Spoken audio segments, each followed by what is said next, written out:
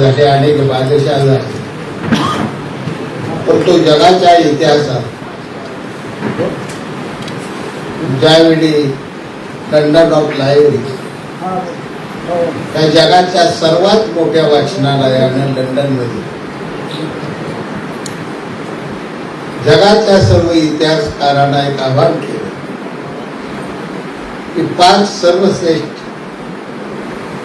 योद्धे, राज्यकारभार करणारे आणि ज्यांचा आदर्श पुढील मानव जातीनं सदैव ठेवला पाहिजे अशी नावं जाहीर केली.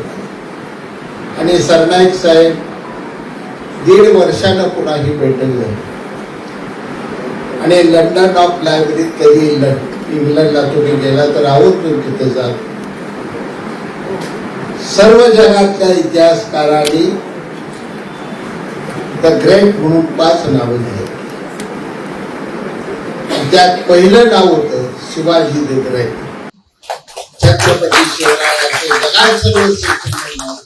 तिथून पीटर द ग्रेट, तिथून अलेक्झांडर द ग्रेट, तिथून नेपोलियन बोनापार्ट द ग्रेट आणि तिथून सीझर द ग्रेट.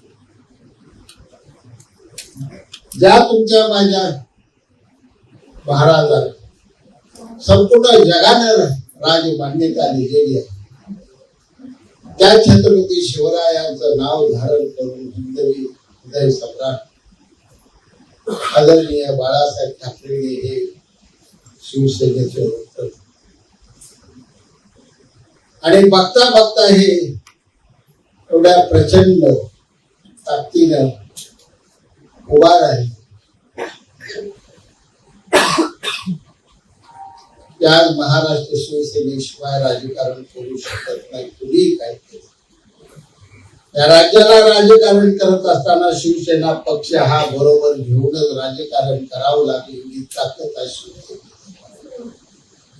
आणि सरनाईक साहेब माझ्या बाबतीत एक सांगतो, मी निवडून ये पाहिजे. मी जर निवडून येत होतो तर 100% शिंदे साहेब मुख्यमंत्री होते.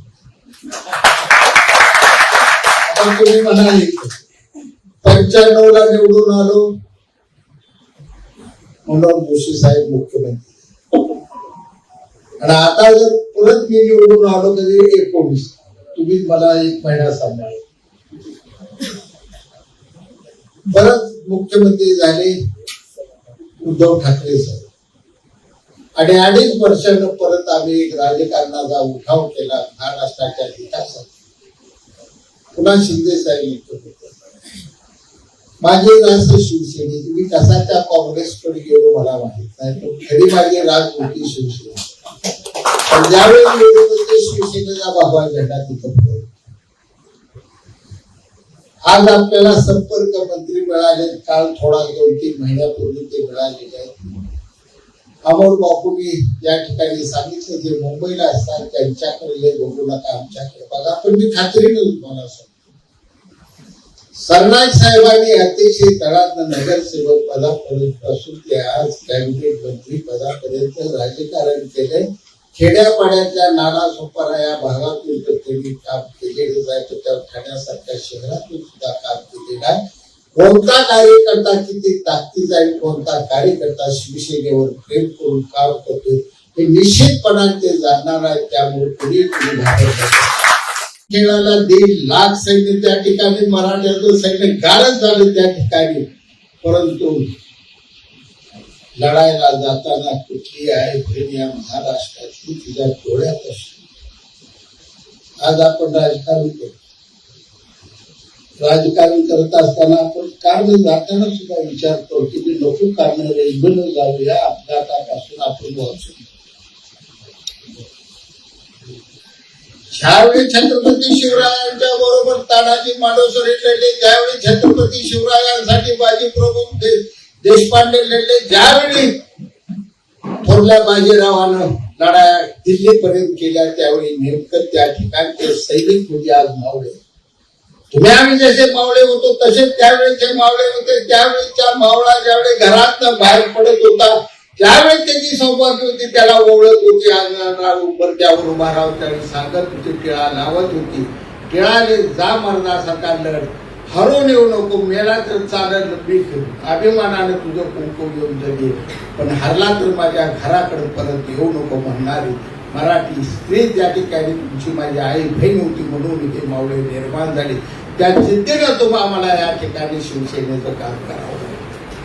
त्याच उर्मीनं काय मिळतं का, भाग्यात असतं ते मिळत. मी 8 वेळा निवडणुका लढवली, 6 वेळा पडलो, 2 वेळा आलो. मी थांबत नाही, उद्याही माझा अर्ज आहे, कधी मी निवडणूक करणार. अर्ज भरायला मी कोणाही परवानगी घेत नाही, 75 उभ्या आयुष्यात बघत नाही, जातो माझा अर्ज भरून कामाला. आपलं ध्येय जे आहे ते साध्य करण्यासाठी आज एकनाथजी शिंदे साहेबांसारखे एक असं नेतृत्व तुमच्या माझ्या भाग्यानं आज लाभलेलं आहे. महाराष्ट्राच्या तळागाळात तुम्ही ज्याला खुरपणाऱ्या बाईजवळ गेला, शेतात रानात पाणी पाजणारा उसाला शेतकरी बांधवाकडे गेला तुम्ही एखाद्या कामगाराकडे, एखाद्या कारखान्यात, तर प्रत्येक माणसाच्या अंतःकरणातून हुंकार निघतोय मुख्यमंत्री एकनाथ शिंदे साहेबांसारखा. आणि हे ज्यांनी बघितलं, महान कार्य केलं, 2.5 वर्षात ते काम उभा केलं. आज जगाच्या इतिहासात एवढं बहुमत सरनाईक साहेब कुठल्या देशात लोकशाही मिळाल नाही जेवढं तुम्ही मिळू. एवढे लोकप्रतिनिधी कधी निवडून नाही, इंग्लंडमध्ये नाही, अमेरिकेत नाही, फ्रान्स नाही, भारत देशात एवढं निवडणूक एवढे ट्रिमंडस पद्धतीनं कोणी जिंकली नाही. एवढी निवडणूक एकनाथजी शिंदे साहेबांच्या नेतृत्वात संपूर्ण महाराष्ट्रात केली. पवार साहेबांसारख्या दबंग एवढा मोठा असलेल्या नेत्याचं सुद्धा फक्त 10 आमदार निवडून. उद्धव ठाकरे एवढे पळ शिवाय किती, आता त्यांच्या तर हाताला आयडेक्स लावायची वेळ आली की असं बावडं करून करून मोठे उपयोग झाला नाही. काय त्याचा उपयोग झाला, कारण जनतेच्या अंतःकरणात होते एकनाथ शिंदे साहेबांचं नेतृत्व होतं. जनता मत देताना त्यांच्या नजरेच्या समोर चेहरा येत होता, तो शिंदे साहेबांचा चेहरा येत होता. आणि ती आहे बहीण आमचा शेतकरी त्या ठिकाणी पटत झाला. आज सोलापूर जिल्ह्याची जबाबदारी शिंदे साहेबांचे अतिशय विश्वास आहे. आता तुम्हाला त्यांचं गणित सांगतो, तुम्ही काय बोलणार. पहिल्यांदा आम्ही निवडून आलो, शिवसेनेतून गेलो की सरनाईक साहेबांनी आम्हाला महिनाभर सांगितलं, आम्हाला जेवाय कोण घालत होतं सरनाईक साहेब, आम्हाला सगळं खाणं पिणं सगळं आपलं सांभाळलं सरनाईक साहेबांनी. पुन्हा आम्ही गुवाहाटीला उठाव करायला गेलो की सरनाईक साहेबांनी सगळं. 50-60 आमदाराला सांभाळणारा माणूस जर तुम्हाला संपर्क मंत्री मिळाला तर तुम्ही कशाची नेमकी काळजी करायला लागला. कोणत्याही मंत्रालयात कुणाकडे कुठल्याही, मग भाजपचा असो, राष्ट्रवादीचा असो, आपल्या शिवसेनेचा असो, कुठल्याही मंत्र्याच्या कामाचं तुम्ही पत्र निवेदन देताना सरनाईक साहेबांच्या नावाने एक पत्र द्या. मी खात्रीने विश्वास तुम्हाला देतो, तुमचं समाजाभिमुख असलेलं प्रत्येक काम सरनाईक साहेब मार्गी लावल्याशिवाय राहणार नाही असा विश्वास व्यक्त करतो. पुन्हा मी थोडासा गेल्या वेळी जास्त आलो नव्हतो, कारण सावंत सराज मैत्री जेवढं मैत्री आहे त्या मैत्रीमुळे मी काही फिरवलो नाही. पण इथून पुढं आम्हाला बापूंना सांगतो, सर्वांना सांगतो, जेवढं तुम्ही ज्या ज्यावेळी मला बोलवाल मी पक्ष संघटनेसाठी माझा सरनाईक साहेबांच्या नेतृत्वाखाली आपण या ठिकाणी पक्ष चांगल्या बांधणी करू. आणि येणाऱ्या जिल्हा परिषद असो, महानगरपालिका असो, ग्रामपंचायत निवडणुका असो, या ठिकाणी जास्तीत जास्त ठिकाणी शिवसेनेचा भगवा झेंडा फडकत राहील याचा आम्ही सगळ्यांनी म्हणून विचार करू. एवढेच या ठिकाणी बोलतो आणि माझे 2 शब्द संपवतो. जय हिंद, जय महाराष्ट्र.